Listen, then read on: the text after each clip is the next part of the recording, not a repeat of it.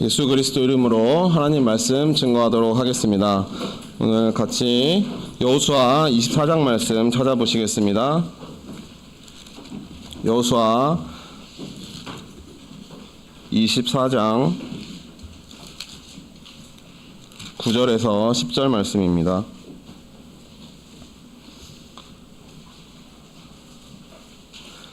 여호수아 24장 9절에서 10절 말씀 다 함께 읽도록 하겠습니다. 여호수아 24장 9절에서 10절 말씀 시작.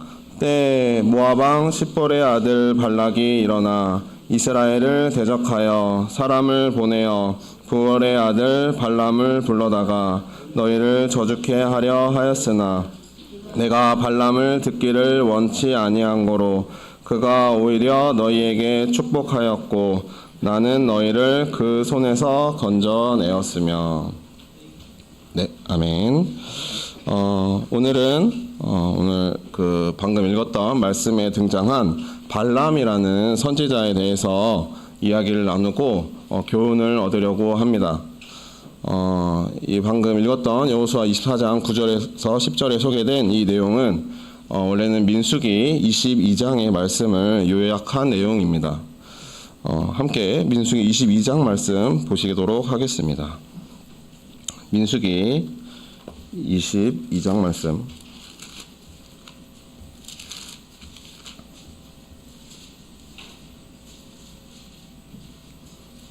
네. 민수기 22장을 펴 놓으시고요. 네. 민수기 22장의 배경은 이러합니다. 애굽에서 430년 동안 종살이를 하던 이스라엘 백성이 하나님의 종 모세의 인도를 받아 출애굽을 하게 됩니다.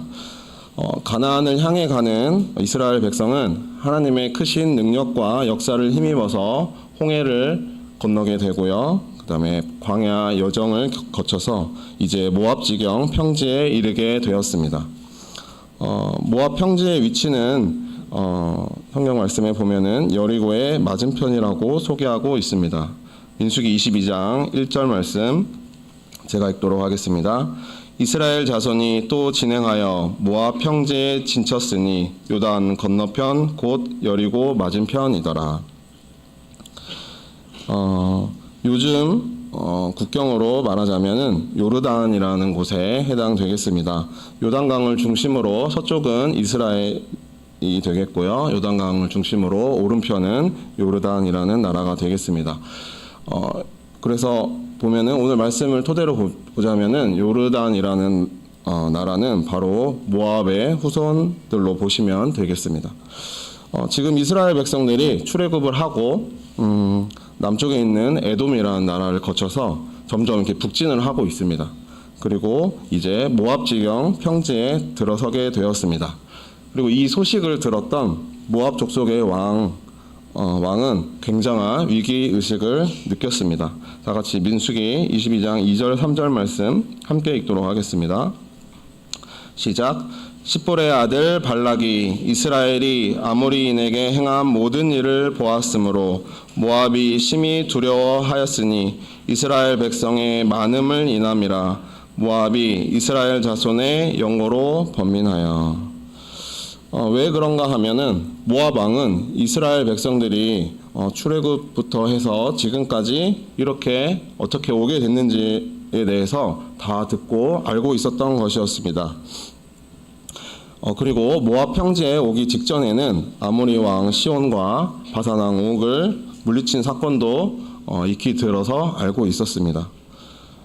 시편 135편에 보면은 그 아모리 왕 시온과 바산 왕 옥이라는 이 두 왕을 강한 왕의 대표격으로 설명을 하고 있습니다. 그 가나안 정복 전쟁을 앞두고 모세가 이끄는 이 이스라엘 군대는 이 강한 두 왕의 나라를 모조리 진멸시킴으로써 가나안 주변에 있는 거주하는 족속들의 간담을 서늘하게 했던 것입니다. 요즘처럼 이렇게 인터넷이 많이 발달한 시대였으면은 그 소식을 더 널리 알렸겠죠. 그러나 그 당시에서도 이스라엘 백성에 대한 이 소문은 주변에 확 퍼져 있었습니다. 그리고 이스라엘 백성은 숫자가 거의 200만을 넘었었는데요. 그 거대한 무리가 움직이면서 이제 주변 나라들을 마치 하나하나 정복해 나가는 것처럼 여기며 두려워 떨고 있었습니다. 4절 말씀 보도록 하겠습니다. 민수기 22장 4절 말씀입니다. 제가 읽겠습니다. 미디안 장로들에게 이르되 이제 이 무리가 소가 밭에 풀을 뜯어 먹음같이 우리 사면에 있는 것을 다 뜯어 먹으리로다 하니 때에 십볼의 아들 발락이 모압 왕이었더라. 여기 보면은 모압 왕의 이름이 소개되고 있는데요. 발락이라는 왕이었습니다. 오늘 우리가 교훈을 얻고자 하는 선지자의 이름은 발람이고요. 모압 왕의 이름은 발락입니다. 그래서 헷갈리지 마시고요. 선지자 이름은 발람이고 모압 왕의 이름은 발락입니다. 그래서 참고해 주시고요. 그래서 모압 왕 발락에게는 이스라엘 백성의 존재 자체가 두려움이었습니다. 보통의 나라들 같았으면은 이제 모압의 군사들을 이끌고 가서 쳐서 싸워서 이기면 되겠지만 이스라엘 백성은 그렇게 여겨지지가 않았습니다. 앞에 일어난 사건들을 다 들어서 알고 있었기 때문이었습니다. 이에 큰 두려움을 느꼈던 것입니다. 그래서 어떻게 해야 하나 고민하던 차에 모압 왕 발락은 한 생각을 하게 됩니다. 민수기 22장 5절에서 7절 말씀입니다. 제가 읽도록 하겠습니다. 눈으로 따라 읽어주시기 바랍니다. 그가 사자를 부올의 아들 발람의 본향 강변 부돌에 보내어 발람을 부르게 하여 가로되 보라 한 민족이 애굽에서 나왔는데 그들이 지면에 덮여서 우리 맞은편에 거하였고 우리보다 강하니 청컨대 와서 나를 위하여 이 백성을 저주하라. 내가 혹 쳐서 이겨 이 땅에서 몰아내리라. 그대가 복을 비는 자는 복을 받고 저주하는 자는 저주를 받을 줄을 내가 알미니라. 7절 모압 장로들과 미디안 장로들이 손에 복술의 예물을 가지고 떠나 발람에게 이르러 발락의 말로 그에게 고하매. 당시 그 지역에 소문이 났던 선지자가 한 명이 있었습니다. 그 사람이 복을 비는 자는 복을 받고 저주하는 자는 저주를 받는다 할 정도로 소문이 나 있던 선지자였습니다. 그 선지자가 바로 오늘 말씀의 주인공인 발람 선지자입니다. 발람 선지자에 대해서는 하나님의 선지자가 맞는지에 대해서 여러 가지 논란이 있습니다. 왜 그런가 하면은 발람 선지자의 출신이 이스라엘이 아니기 때문입니다.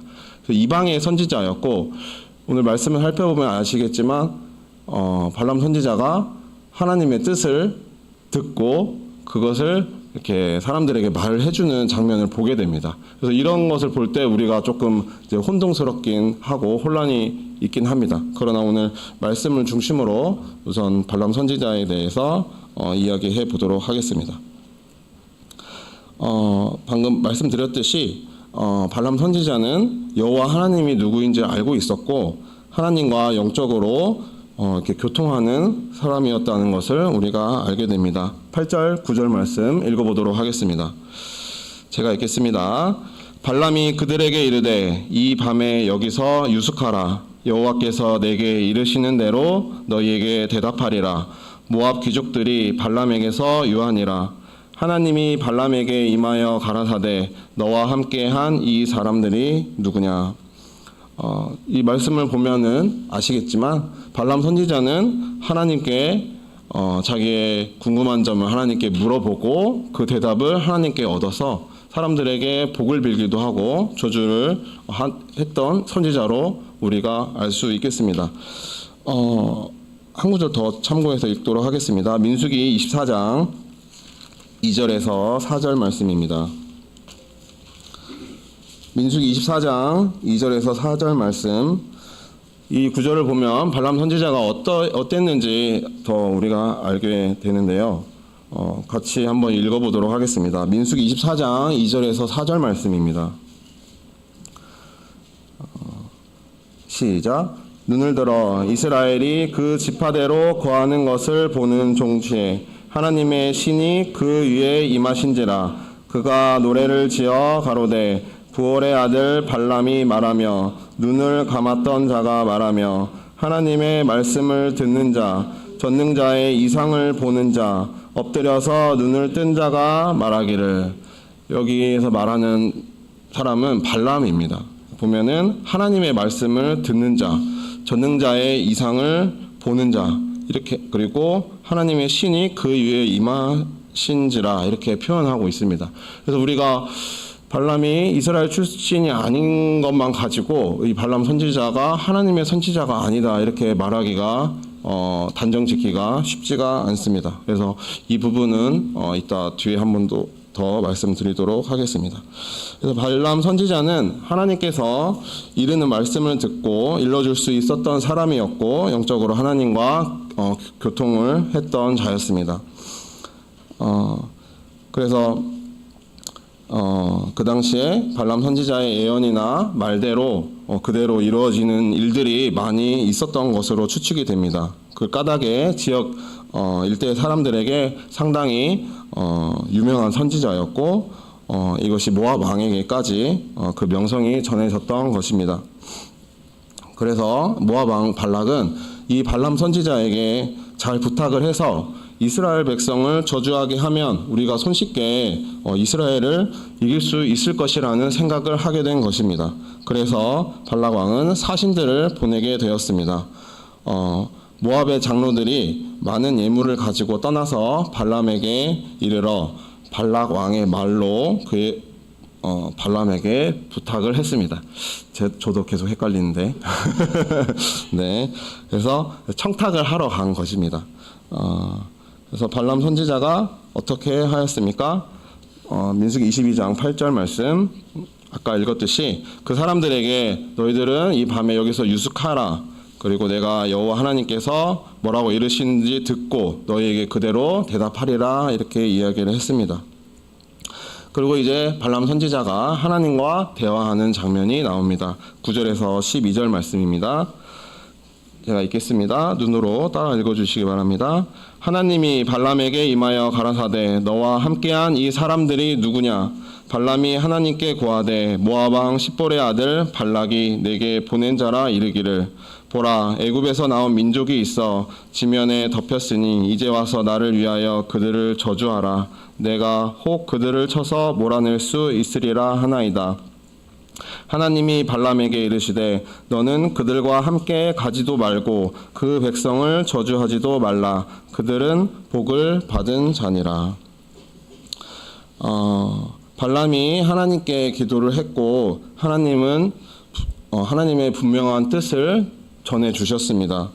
너는 그들과 함께 가지 말고 그 백성을 저주하지도 말라. 그 백성은 복을 받은 자들이니라. 그리고 발람도 이 하나님의 뜻을 그 사신들에게 그대로 전합니다. 민수기 22장 13절 말씀. 발람이 아침에 일어나서 발락의 귀족들에게 이르되 너희는 너희의 땅으로 돌아가라. 내가 너희와 함께 가기를 여호와께서 허락지 아니하시는지라. 여기까지만 보면은 발람 선지자에게 아무 문제가 없는 것 같습니다. 그러나 이제 다음 내용부터 보면은 발람 선지자의 문제점이 드러나게 됩니다. 모압 장로들이 이제 발락 왕에게 이제 돌아가게 되었습니다. 그리고 발람 선지자의 이 거절의 메시지를 전하게 됩니다. 그러나 이제 모압 왕 발락은 여기서 포기하지 않았습니다. 그래서 더 높은 귀족들을 더 많이 보내면서 그리고 더 큰 제안을 준비해서 사신들을 보내게 됩니다. 16절, 17절 보도록 하겠습니다. 민수기 22장 16절, 17절. 그들이 발람에게로 나아가서 그에게 이르되 십볼의 아들 발락의 말씀에 청컨대 아무 것에도 거리끼지 말고 내게로 오라. 내가 그대를 높여 크게 존귀케 하고 그대가 내게 말하는 것은 무엇이든지 시행하리니 청컨대 와서 나를 위하여 이 백성을 저주하라 하시더이다. 크게 존귀케 해주고 원하는 것은 무엇이든지 들어주겠으니 와서 이 백성만 저주해 달라고 다시 한번 발람에게 와서 청탁을 하였습니다. 18절, 19절 말씀. 발람이 어떻게 대답했는지 보도록 하겠습니다. 발람이 발락의 신하들에게 대답하여 가로되 발락이 그 집에 은 금을 가득히 채워서 내게 줄지라도 내가 능히 여호와 내 하나님의 말씀을 어기어 덜하거나 더하지 못하겠노라. 그런즉 이제 너희도 이 밤에 여기서 유하라. 여호와께서 내게 무슨 말씀을 더하실는지 알아보리라. 이 구절을 보면은 언뜻 발람이 옳은 대답을 하는 것처럼 보입니다. 하나님께서 너희가 내 집에 은금으로 가득하게 채워준다 할지라도 나는 하나님의 말씀을 어기거나 덜하거나 할 수 없다. 그러나 오늘 여기서 유숙하라. 내가 하나님께 한 번 더 기도해 보겠다. 무슨 말씀을 더하실는지 알아보겠다. 이렇게 대답을 합니다. 뭔가 아쉬웠는지 발람은 한 번 더 기도해 보겠다고 하였습니다. 내게 무슨 말씀을 더하실는지 한번 알아보겠다고 말하였습니다. 과연 하나님이 더 하실 말씀이 있으셨을까요? 발람의 탐심이 마치 하나님이 더 하실 말씀이 있을 것이다 라고 그를 착각하게 만들었습니다. 그가 처음 말했던 18절의 대답에는 대답을 보면 은금을 가득히 채워서 내게 줄지라도 내 하나님의 말씀을 어기어 덜하거나 더하지 못하겠노라. 이렇게 대답한 발람의 대답이 19절의 내용을 읽었을 때 진정성이 없다는 것을 우리가 알 수가 있습니다. 말은 정답을 말했지만, 말은 번지르르하게 했지만 그의 행동은 말과 달랐던 것입니다. 다시 부탁했던 이 문제는 하나님께 다시 기도할 일이 아니었습니다. 그의 탐심이 그를 잘못된 기도를 하게 만들었던 것입니다. 유다서 1장 11절 말씀 읽어보도록 하겠습니다. 유다서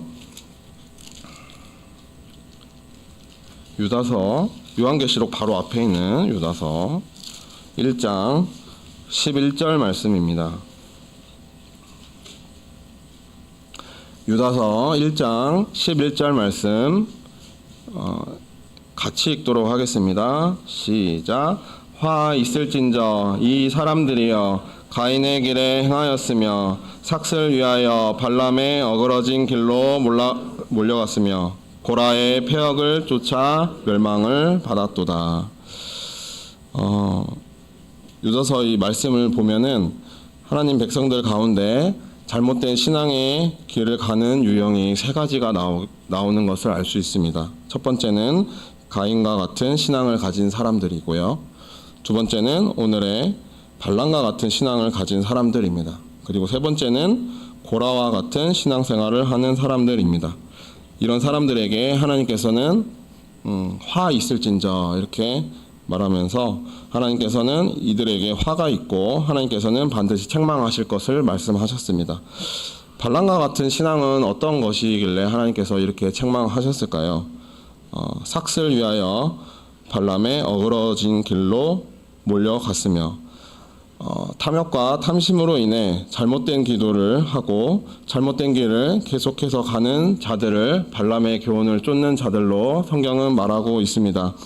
우리가 신앙생활을 하는 데 있어서 하나님의 구원의 목적과 하나님이 우리를 택하신 그 뜻을 모른 채 그저 세상에서의 이익과 만족, 물질적인 축복에만 초점을 맞춰 기도하고 신앙생활을 하는 사람은 잘못된 길로 간다는 것을 경계하고 있습니다. 그 대표적인 사람이 바로 발람 선지자였던 것입니다. 발람은 모압 왕이 보낸 엄청난 제안에 탐욕이 일어났습니다. 제대로 된 선지자였다면은 분명히 안 된다고 했을 것입니다. 그리고 하나님의 말씀대로 그 사신들을 바로 돌려보내야 했을 것입니다. 그런데 발락 왕이 제시한 것을 생각해 보니 정말 포기하기 어려웠던가 봅니다. 높은 자리, 지위와 권세, 그리고 많은 재물을 얻을 수 있는 기회, 이것이 포기하기 어려웠다는 것입니다. 마음이 흔들린 것이지요. 하나님의 말씀은 분명한데 옳은 것이 뭔지를 알면서도 그대로 하지 못하고 탐심과 탐욕이 마음에 발동을 해서 잘못된 기도를 하게 된 것입니다. 베드로후서 2장 15절에서 16절 말씀 읽어보도록 하겠습니다.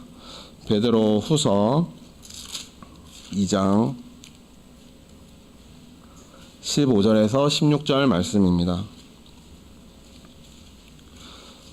이 구절도 같이 읽도록 하겠습니다. 베드로후서 2장 15절에서 16절입니다. 시작. 저희가 바른 길을 떠나 미혹하여 부올의 아들 발람의 길을 쫓는도다. 그는 불의의 삭슬 사랑하다가 자기의 불법을 인하여 책망을 받되 말 못하는 나귀가 사람의 소리로 말하여 이 선지자의 미친 것을 금지하였느니라. 성경에서는 이 발람 선지자가 미혹되었다고 이렇게 표현하고 있습니다. 지난 엊그저께 화요일날 저희가 귀신 들린 자녀를 둔 여인이 하나님의 거절에도 불구하고 끝까지 간구하여 내 믿음이 크도다 하는 칭찬을 받으며 자녀가 구원을 얻는 이야기를 성경의 말씀을 들었습니다. 발람도 하나님의 거절에도 불구하고 계속 간구했어야 하는 기도였을까요? 이것은 그 내용과 그 기도와 완전히 결이 다른 기도입니다. 로마서 1장 28절에서 32절 말씀 읽어보도록 하겠습니다. 로마서 1장 28절에서 32절 말씀입니다. 로마서 1장 28절에서 32절 제가 읽도록 하겠습니다. 눈으로 따라 읽어주시기 바랍니다. 또한 저희가 마음에 하나님 두기를 싫어하매 하나님께서 저희를 그 상실한 마음대로 내어버려 두사 합당치 못한 일을 하게 하셨으니 곧 모든 불의, 추악, 탐욕, 악의가 가득한 자요, 시기, 살인, 분쟁, 사기, 악독이 가득한 자요, 수근수근하는 자요, 비방하는 자요, 하나님의 미워하시는 자요, 능욕하는 자요, 교만하는 자요, 자랑하는 자요, 악을 도모하는 자요, 부모를 거역하는 자요, 우매한 자요, 배약하는 자요, 무정한 자요, 무자비한 자라. 저희가 이 같은 일을 행하는 자는 사형에 해당한다고 하나님의 정하심을 알고도 자기들만 행할 뿐 아니라 또한 그 일을 행하는 자를 옳다 하느니라. 탐욕과 불의한 일에 미혹된 경우 이 기도를 계속해서는 안 되는 것입니다. 이 기도가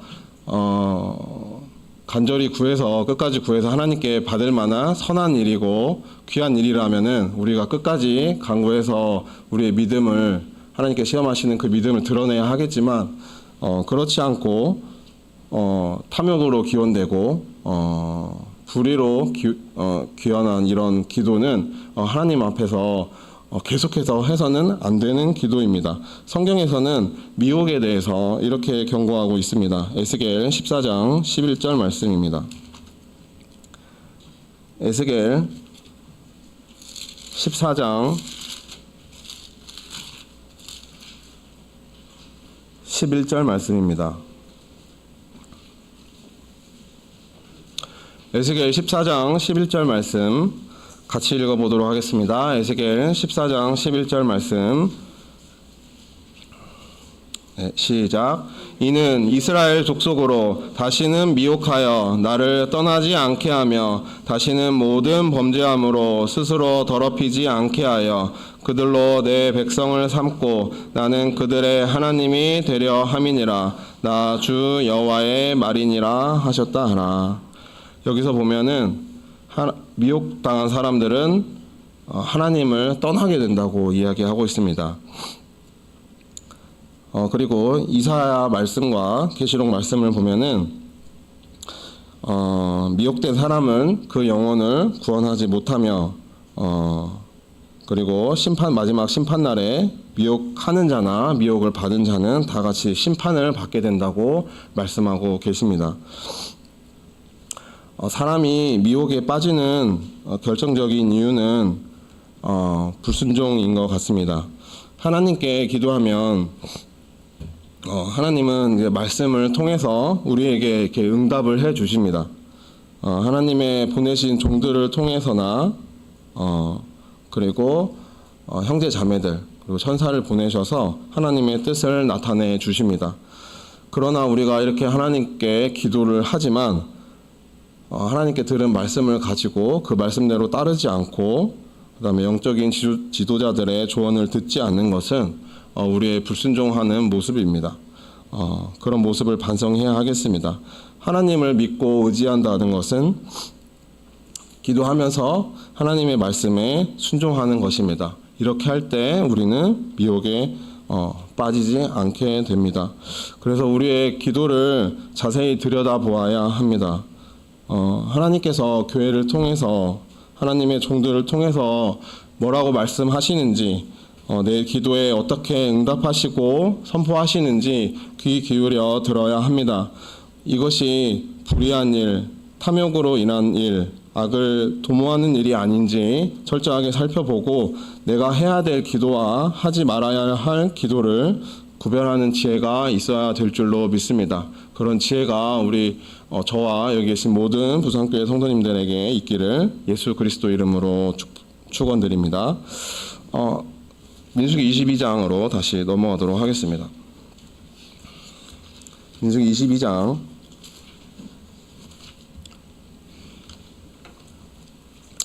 다시 한번 이제 하나님께 물었습니다.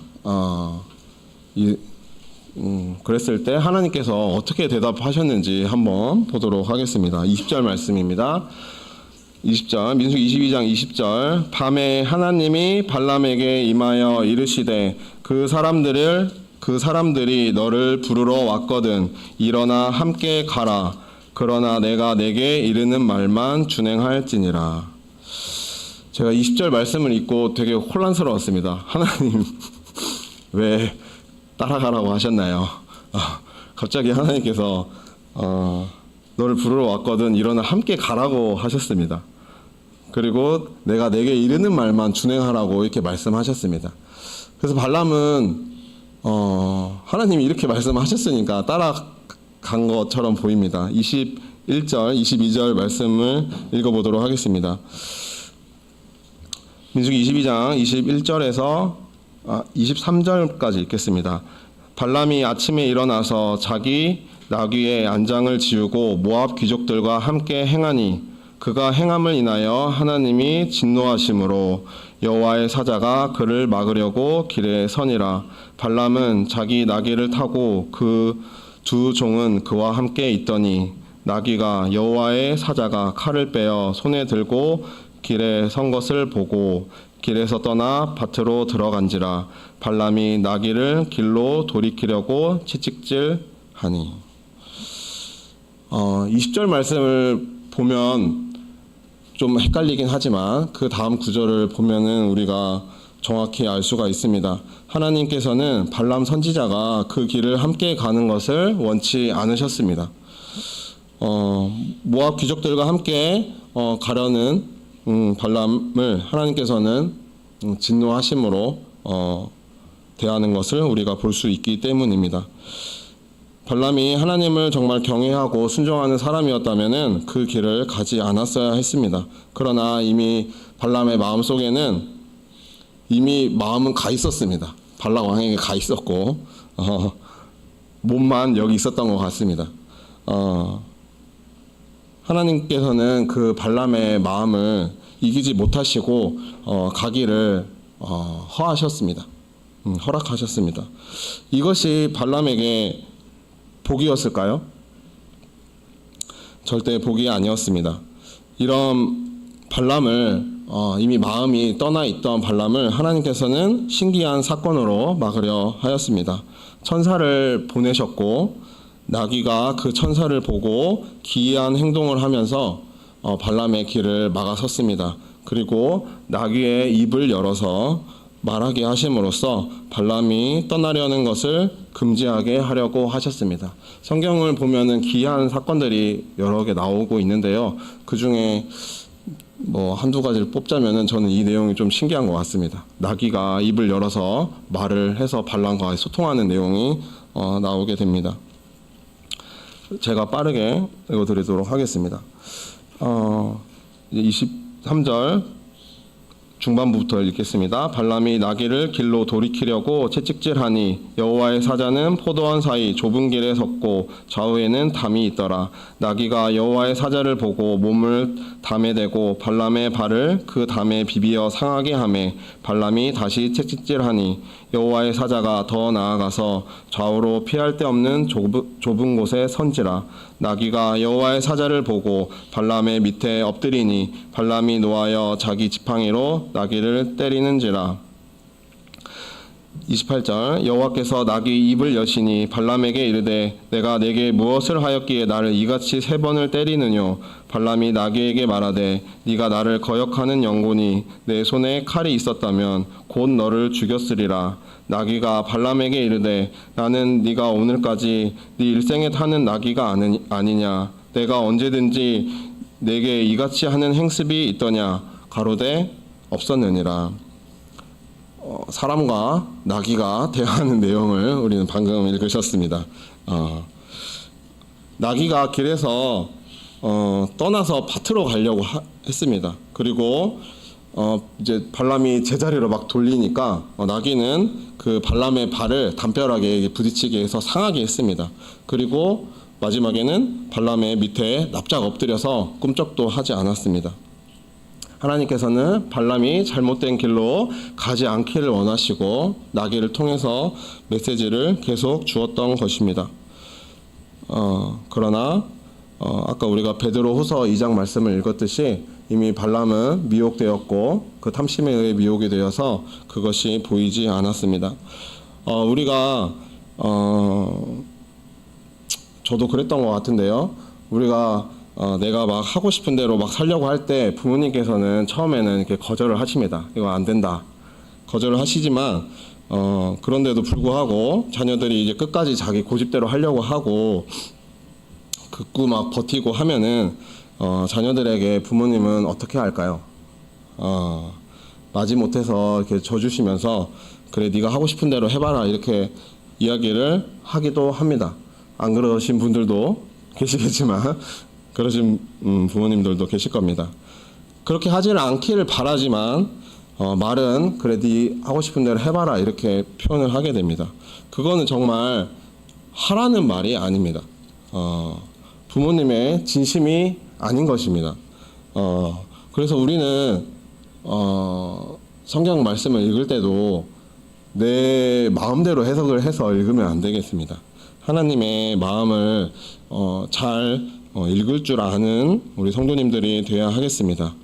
그러면 마지막에 이제 함께 가라. 그러나 내가 네게 이르는 말만 준행할지니라. 이 말은 하나님께서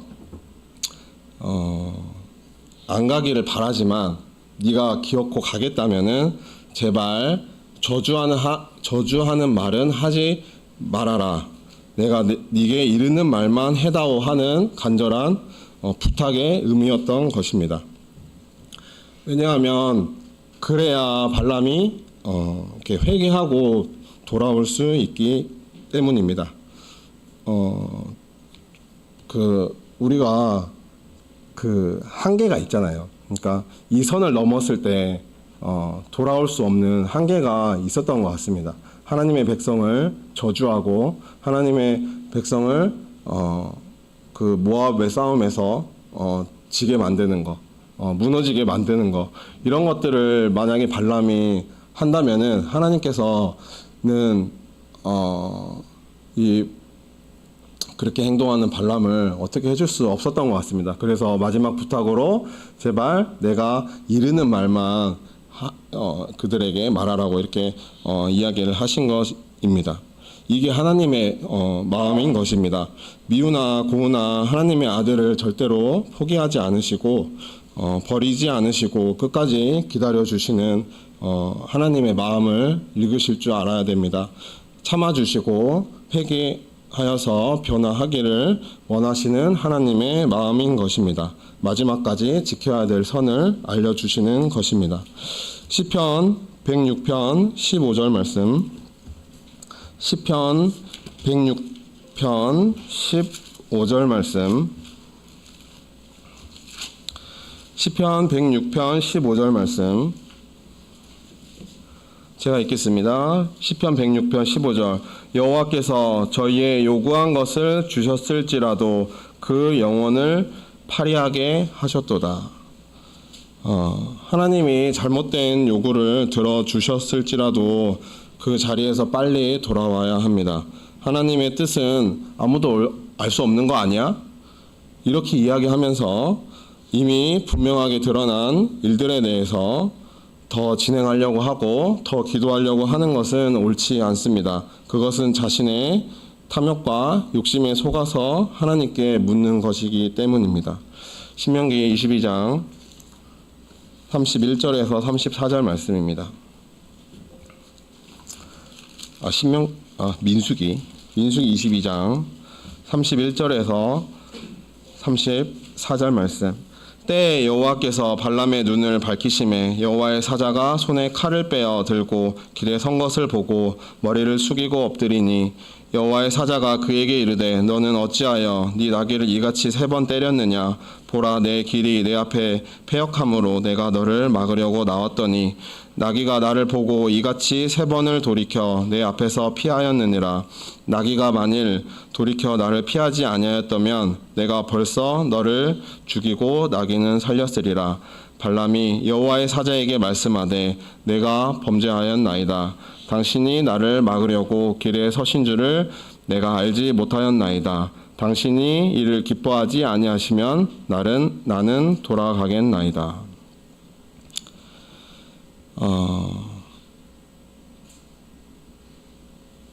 이 말씀에서는 선지자 발람과 나귀의 모습을 극명하게 대조하여 보여줌으로써 발람의 잘못을 가르쳐주고 계십니다.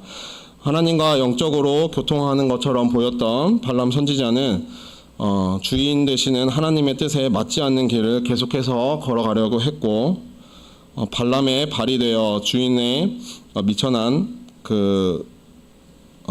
발람의 발이 되어 주었던 그 미천한 동물 나귀는 일생의 주인의 뜻에 맞게 행하던 충성된 모습을 보여줌으로써 비교해 주고 있습니다. 그리고 하나님의 선지자였지만 하나님의 보내신 천사를 보지 못했던 발람, 그러나 천사를 볼 줄 알았던 눈이 띄어 있는 나귀의 모습이 극명하게 대조를 이루게 됩니다. 여기서 보면 원하는 대로 가지 않는 나귀를 채찍질하고 지팡이로 때리는 이 모습은 어쩌면 하나님께서 발람 선지자에게 하고 싶으셨던 것이 아니었을까요? 사무엘 하 7장 14절 말씀 읽겠습니다. 사무엘 하 7장 14절 말씀입니다. 사무엘하 7장 14절 말씀 읽겠습니다. 나는 그 아비가 되고 그는 내 아들이 되리니 저가 만일 죄를 범하면 내가 사람 막대기와 인생 채찍으로 징계하려니와. 발람이 나귀를 채찍질하고 막대기로 때린 것처럼 이 말씀은 하나님께서 하나님의 백성이 죄를 범하고 잘못된 길로 갔을 때 이렇게 하시겠다고 말씀하신 것입니다. 성령을 받아서 하나님과 영적으로 소통하는 우리 참예수교회 성도님들은 이 발람과 같이 않고 본문에 나온 나귀와 같이 주님의 부르심에 일평생 순종하며 살아가길 원합니다. 나의 머리가 되시고 나의 주인이 되신 하나님께서 가라고 하시는 길, 그 명령하시는 길로 묵묵히 걸어갈 수 있는 이 나귀와 같은 신앙인이 되시길 원합니다. 발람의 심각성은 여기서 끝이 아니었습니다. 발람은 결국 그들을 따라가게 되었습니다. 분명히 원하시지 않는다면 돌아가겠다고 했지만 발람은 따라가게 됩니다. 따라갔을 때 발락 왕은 발람에게 먹을 것을 주고 귀하게 대접을 합니다. 그리고 이스라엘 백성이 내려다 보이는 곳에 발람 선지자를 데리고 가서 저주해 줄 것을 요청을 하게 됩니다. 이때도 발람 선지자는 하나님께 제사를 드리고 하나님의 말씀을 듣는다고 계속하고 있습니다. 그러나 하나님께서는 발람의 입에 저주의 말씀을 넣어주시지 않았고 하나님의 백성을 축복해 주시는 말씀을 넣어주셨습니다. 발락왕은 끈질기게 계속 저주를 요구해서 이 일이 3번이 반복이 됩니다. 그래서 발람은 두 번째도 제사를 드리면서 기도를 했고, 세 번째는 하나님께서 제사 드리기 전에 바로 발람 입에 축복의 말씀을 넣어 주셨습니다. 느헤미야서 13장 말씀, 느헤미야 13장 1절에서 2절 말씀, 느헤미야 13장 1절에서 2절 말씀입니다. 제가 읽도록 하겠습니다. 느헤미야 13장 1절에서 2절. 그날에 모세의 책을 낭독하여 백성에게 들렸는데 그 책에 기록하기를 암몬 사람과 모압 사람은 영영이 하나님의 회에 들어오지 못하리니 이는 저희가 양식과 물로 이스라엘 자손을 영접지 아니하고 도리어 발람에게 뇌물을 주어 저주하게 하였습니다. 그러나 우리 하나님이 그 저주를 돌이켜 복이 되게 하셨다 하였는지라. 하나님은 이 발람 선지자의 입을 통해서 하나님의 백성을 절대 저주하게 내버려 두지 않았습니다. 참 교회를 저주하도록 하는 그런 일을 하나님은 절대 허락하지 않았습니다. 그래서 발람의 입을 통해 이스라엘 백성을 축복하는 내용이 나오는데요. 우리는 이 말씀을 통해서 하나님 나라를 회방하거나 성도를 걸려 넘어지게 하는 그런 말과 행동들이 우리를 미혹하게 만들고 발람과 같은 사람으로 만든다는 것을 알아야 하겠습니다. 하나님의 나라와 그 백성들을, 성도들을 해하는 말과 행동은 절대 삼가야 합니다. 교회의 질서를 어지럽히거나 그다음 교회와 성직자 그리고 임원 및 성도들에게 비난하거나 불평하는 말들을 우리는 조심해야 합니다. 우리의 싸움의 대상이 교회 안에 있으면 안 되는 것입니다. 우리 형제자매는 절대 싸움의 대상이 아닙니다. 서로 경쟁의 대상도 아니고 누가 이기고 지고 하는 그런 일이 아닙니다. 신앙이라는 것은. 그래서 우리가 싸움의 대상을 잘못 정하게 되면은 이렇게 미혹에 빠질 수밖에 없고 망하게 되는 것입니다. 교회가 축복을 받고 영적으로 온전한 하나님 나라가 될 수 있도록 서로 기도하고 협력해야 하는 것입니다. 덕을 세우고 형제 자매에게 유익이 되는 말과 그런 삶을 살아야 하는 것입니다. 민수기 24장 9절 말씀 보도록 하겠습니다. 민수기 24장 9절 말씀. 이 내용은 하나님이 그 발람 선지자의 입으로 축복한 내용 중에 3번째 내용에 해당됩니다.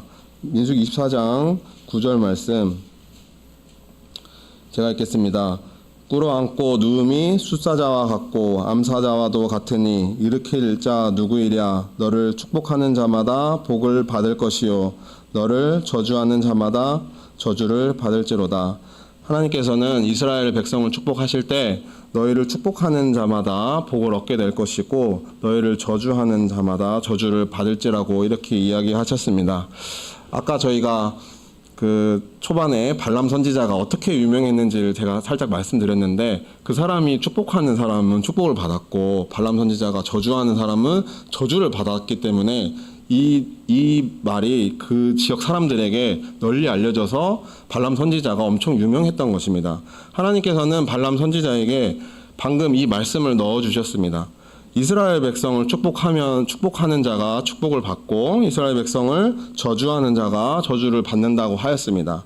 발람 선지자가 처음에 제가 하나님의 선지자인지 논란이 되었다고 말씀드렸잖아요. 저는 그 부분이 이 부분으로 조금 해소를 할 수 있을 것 같습니다.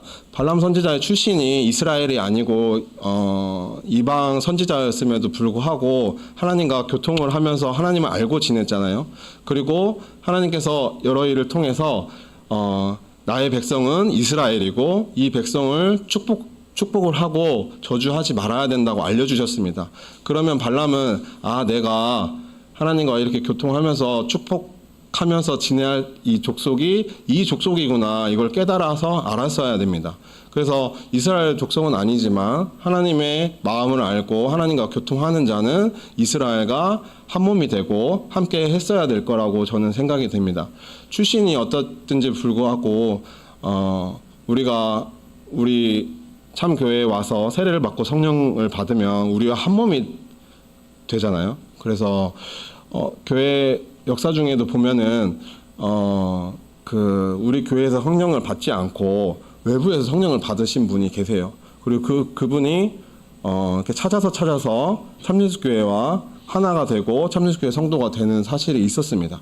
그래서 발람 선지자도 저는 만약에 이스라엘 백성을 만나게 되고 이 백성이 내가 교통하는 그 하나님이 축복하는 백성이구나, 이 백성을 영원히 축복하면서 살아야 되겠다, 이 마음을 먹었을 때 발람 선지자는 하나님의 선지자로 끝까지 남지 않았을까 생각이 됩니다. 그러나 발람은 이렇게 살지 않았습니다. 발람 선지자의 결국은 어떻게 되었을까요? 민수기 31장 말씀을 읽어보면은 발람 선지자는 하나님의 백성에게 칼로 죽임을 당하게 되었습니다. 발람은 아까 세 번째까지 계속 축복의 말을 했는데요. 결국 마지막에 꾀를 내어서 이스라엘 백성이 우상 숭배하게 만들고 음행하도록 만들었습니다. 그 마음에 여전히 탐욕과 욕심이 있어서 발락 왕에게 이스라엘을 무너뜨릴 한 가지 꾀를 알려줬던 것입니다. 하나님의 뜻에도 순종해야 되겠고 발락의 그 많은 재물도 놓치고 싶지 않았던 발람의 최후였습니다. 성경에 보면은 들릴라라는 삼손의 아내도 그러했습니다. 은 1,100개 때문에 삼손을 팔았고요. 가룟 유다도 은 30으로 예수님을 넘겼습니다.